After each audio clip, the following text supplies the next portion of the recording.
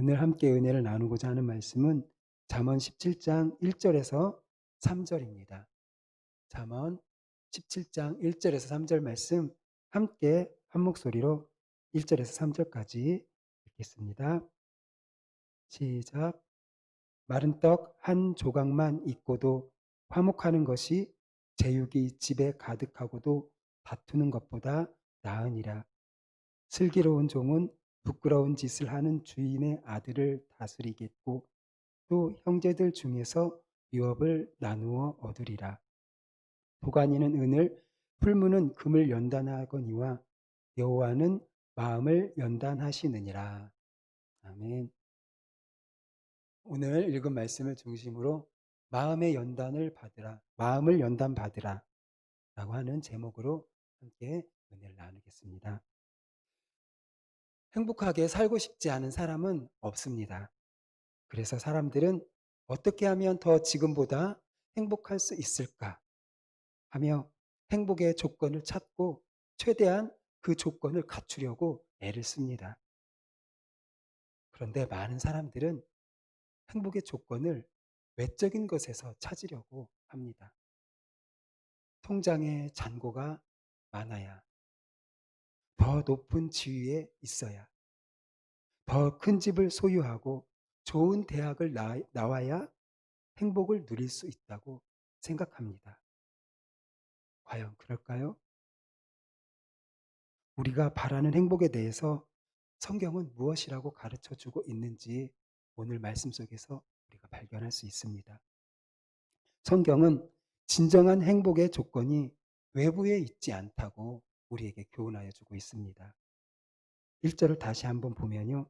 마른 떡 한 조각만 있고도 화목하는 것이 제육이 집에 가득하고도 다투는 것보다 나으니라 라고 말씀합니다. 1절은 두 가지 측면이 서로 대조를 이루고 있는 것을 보게 됩니다. 먼저 마른 떡 한 조각과 제육이 가득한 것이 대조를 이루고 있는데요. 이것은 외적인 요소로 서로 대조를 보여주고 있습니다. 그리고 화목과 다툼은 내적인 상황으로서 대조를 이루고 있습니다. 마른 떡 한 조각은 경제적으로 힘겨운 모습을 의미하고 반대로 제육이 가득하다는 것은 경제적으로 풍족한 모습을 나타내는 표현입니다. 어떤 쪽을 더 선호하십니까? 외적으로는 가난한 것보다 풍족한 것이 더 낫다고 할 수 있습니다. 그러나 화목과 다툼이라는 내적인 상황에서 볼 때는 역전됩니다. 달라지게 됩니다. 다투는 것보다는 화목이 더 가치가 있고 더 중요하다는 것을 우리에게 말씀해 주고 있습니다. 결론적으로 1절은 내면이 물질적인 것보다 더 중요하다고 하는 것을 선명하게 보여주는 표현인 것입니다. 고기가 아닌 마른 떡 한 조각을 먹더라도 가족 간에 화목한 것이 더 가치가 있다는 말씀입니다. 가정의 행복은 물질의 많고 적음에 좌우되지 않습니다. 가정의 행복은 가족 간에 얼마나 화목한 관계를 이루어 가느냐에 달려 있는 것입니다. 그러나 오늘 많은 사람들이 생각하는 것이 돈입니다. 돈만 있으면 무엇이든지 다 할 수 있다고 생각을 합니다. 하지만 돈 때문에 정작 얼마나 많은 문제를 안고 살아가는지 모릅니다.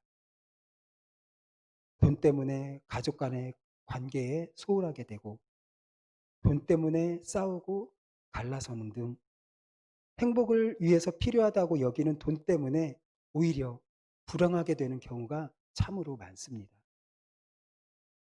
재물이 아무리 많다고 하더라도 행복은 살 수 없습니다. 매일 진수성찬으로 배부름은 누릴 수 있지만 마음과 영혼은 굶주리게 될 것입니다. 가정이 화목할 때 화목할 때 행복으로 가득 차 있게 되는 것입니다. 그러므로 물질적인 풍부함보다 먼저 가정 안에 화목을 가꾸시고 이루시기를 힘쓰는 성도님들이 되시기를 바랍니다. 2절도 1절과 마찬가지로 외적인 조건보다 내면이 더 중요하다는 것을 우리에게 말씀하여 주고 있습니다. 2절을 보게 되면 슬기로운 종은 부끄러운 짓을 하는 주인의 아들을 다스리겠고 또 형제들 중에서 유업을 나누어 얻으리라. 2절에서도 종과 주인의 아들이 대조를 이루고 있고 슬기롭다는 것이 부끄럽다는 것과 대조를 이루고 있습니다. 종보다는 주인의 아들이 더 큰 권위와 많은 특권을 누리고 있습니다.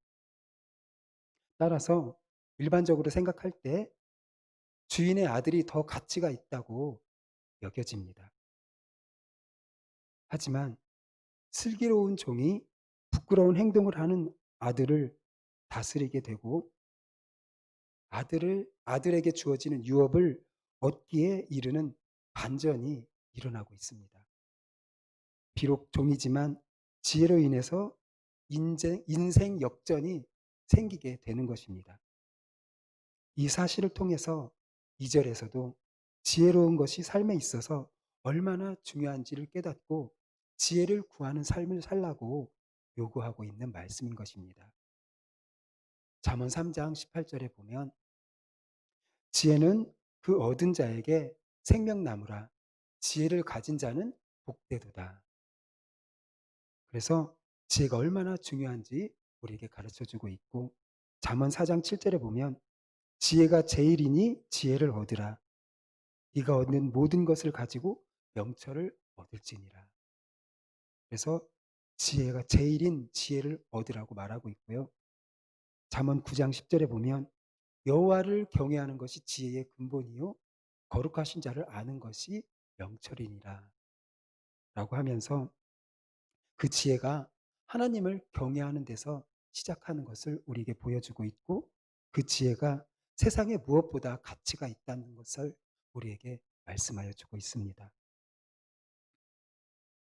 하나님을 경외하는 자에게 하나님은 요셉처럼 복된 삶으로 형통한 삶으로 나아가게 하시는 것입니다.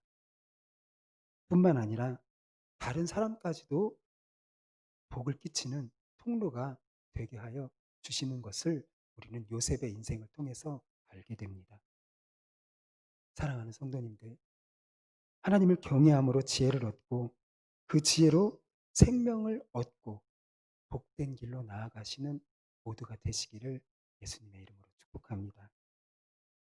이처럼 1, 2절에서 화목과 지혜, 즉 내면이 외적인 조건보다 중요하다고 말씀하고 있습니다. 그러므로 지혜로운 자는 누구인가 할 때에 바로 내면, 곧 마음의 주의를 기울이는 자가 지혜로운 자라고 하는 것을 우리에게 말씀하여 주고 있습니다. 3절에서는 내면, 곧 마음이 연단되어야 하며 그 마음을 연단하시는 분이 하나님이심을 우리에게 교훈하여 주고 있습니다. 3절에 보면 도가니는 은을, 풀무는 금을 연단하거니와 여호와는 마음을 연단하시느니라. 금과 은 광산에서 막 캔 원석은 가치도 적고 아름답지도 않습니다. 그래서 가치를 높이기 위해서 어떻게 하지요? 바로 뜨거운 도가니와 풀물을 통해서 은과 금 속에 있는 불순물을 제거해서 순도를 높입니다. 그래서 더 가치 있고 아름답게 만드는 것입니다. 우리의 마음도 은과 금이 재련의 과정을 거치듯이 우리의 마음도 연단의 과정을 거쳐야 합니다. 왜냐하면 연단을 통해서 우리의 마음은 더 순수해지고 온전해지기 때문입니다. 1절과 2절과 연결해서 생각해 보면 우리의 마음이 연단될 때에 우리는 화목을 이루고 지혜로운 삶을 살 수 있게 된다는 것을 생각해 보게 됩니다. 그런데 사람의 마음은 오직 하나님에 의해서만 연단된다는 사실입니다. 왜냐하면 사람의 마음을 지으신 분이 우리 하나님이시기 때문입니다. 사람의 마음은 교육으로도 수양으로도 온전해지고 순수해질 수 없습니다. 오직 하나님의 능력으로만, 성령의 능력으로만 연단될 수 있는 것이 우리의 마음인 것입니다. 그래서 다윗은 시편 26편 2절에서 이렇게 간구하고 있습니다. 여호와여 나를 살피시고 시험하사 내 뜻과 내 양심을 단련하소서. 단련하여 주시라고 간구하고 있는 것입니다. 다윗은 자신이 대적들로부터 정죄 받을 일이 없다는 것을 하나님께서 판단하여 주시기를 바라는 한편, 하나님이 대적하는 자들을 통해서 자신을 시험하고 있다고 여기며 하나님 앞에서 자신이 정결하게 단련되어져야 하는 존재라고 하는 사실을 인정하고 있다는 것을 우리는 보게 됩니다. 하나님은 다윗을 단련시키셨던 것처럼 우리의 마음이 온전하여지도록 단련하시는 분이십니다. 그런데 고난을 통해서 우리의 마음을 단련시키신다는 것입니다. 고난을 통해 우리의 모습을 깨닫게 하시고 우리 안에 있는 불순물을 털어내도록 하여 주시는 것입니다. 그래서 야고보서 1장 2절에서 4절 말씀을 함께 읽어봅니다. 내 형제들아 너희가 여러 가지 시험을 당하거든 온전히 기쁘게 여기라. 이는 너희 믿음의 시련이 인내를 만들어 내는 줄 너희가 알미라. 인내를 온전히 이루라. 이는 너희로 온전하고 구비하여 조금도 부족함이 없게 하려 함이라. 하나님이 우리에게 때로는 고난과 시련을 주시는 궁극적인 목적이 있습니다. 그것은 바로 우리의 부족함이 없게 하시려고 하시는 것입니다. 우리의 믿음이 성장하여 온전하여지고 하나님이 쓰시기에 부족함이 없게 하시기 위해서 우리에게 때로는 시련과 시험을 허락하셔서 우리를 연단시켜 주시는 것입니다. 그러므로 우리는 고난 중에 있다 할지라도 하나님께서 이루시고자 하는 선하신 뜻이 있음을 확신하며 끝까지 견뎌내어야 합니다. 욥기 23장 10절에서 욥은 이렇게 합니다. 그러나 내가 가는 길을 그가 아시나니 그가 나를 단련하신 후에는 내가 순금같이 되어 나오리라.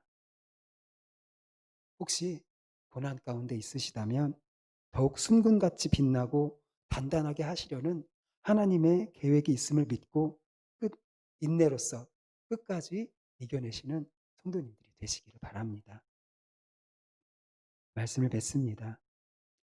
행복은 물질적인 조건이나 환경이 아니라 우리의 마음, 우리의 내적인 상황이 어떠한지에 달려 있습니다.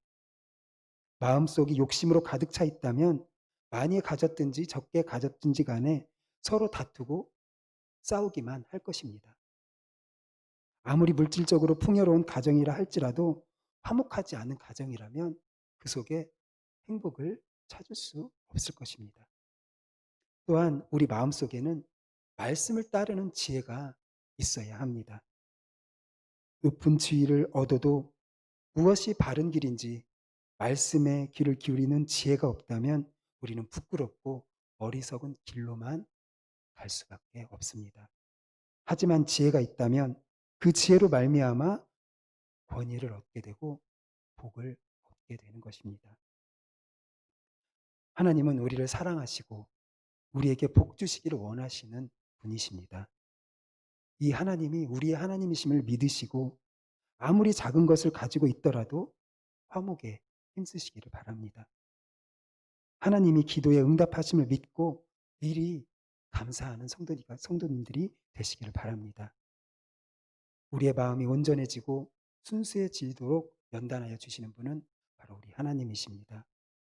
우리의 마음을 하나님께서 연단하실 때에 우리는 교만을 버리고 겸손한 사람, 정직한 사람으로 변하게 되는 것입니다.